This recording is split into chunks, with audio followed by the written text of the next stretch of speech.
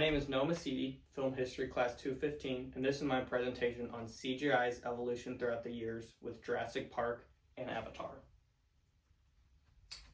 So why I chose this topic?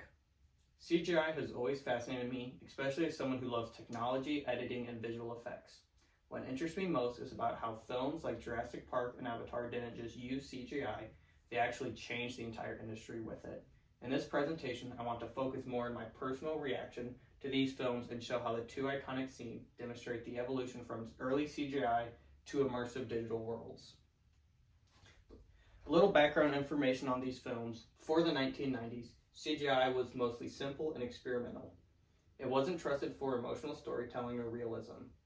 What makes these two films special is how they took something unproven and untested and used it to create worlds and creatures audiences have never seen before.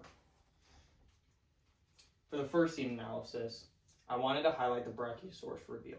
When I saw this scene, even years later, it gives me the feeling of witnessing something real. Spielberg blended animatronics as well as CGI and made the dinosaurs feel believable. In my opinion, this scene works because it still feels physical and grounded in real lighting, real settings, and real reactions from the actors. So, right here you can see the animatronics that Spielberg used and paid actual paleontologists and artists and designers to create, make them hyper-realistic to where it is believable for the actors that are experienced living in this world, working with them, as well as the viewers watching the film. So if I was someone and out on set in the jungle and I saw that huge Brachiosaurus head, that would draw real reactions from me, which ultimately leads to a more realistic viewing experience for the viewer. So I really like that Spielberg used animatronics as a tool, but also used the technology as CGI and meshed them together to just create something that's ultra realistic and has a really good viewer experience. So with the CGI, this is the CGI Brachiosaurus. So everything is made from a computer. It's not actually there, of course. What works really well for this is it's able to showcase the full body of the Brachiosaurus. That makes it even more believable for the viewer. Why this scene matters. This moment changed the film industry. Spielberg originally planned stop motion for the dinosaurs, but ILM's early CGI tests convinced him to just take the risk, to do something that was untested and a little bit risky. Even today, many filmmakers say Jurassic Park strikes the perfect balance between digital and practical effects, something that many modern movies struggle with. It utilized both tools, the CGI and the animatronics, and made something ultra realistic with it. The second scene analysis is Avatar. This scene highlights Jake's first flight on the Mesiti. This scene blew me away because it's the opposite of Jurassic Park's grounded realism with animatronics paired with computers, and it is just full-on digital environment with floating mountains, neon forests, and massive creatures with using CGI. And it is something that feels extremely emotionally real. So what's impressive about this scene is it's entirely from a computer. Everything was derived from a computer besides Jake Sully's acting.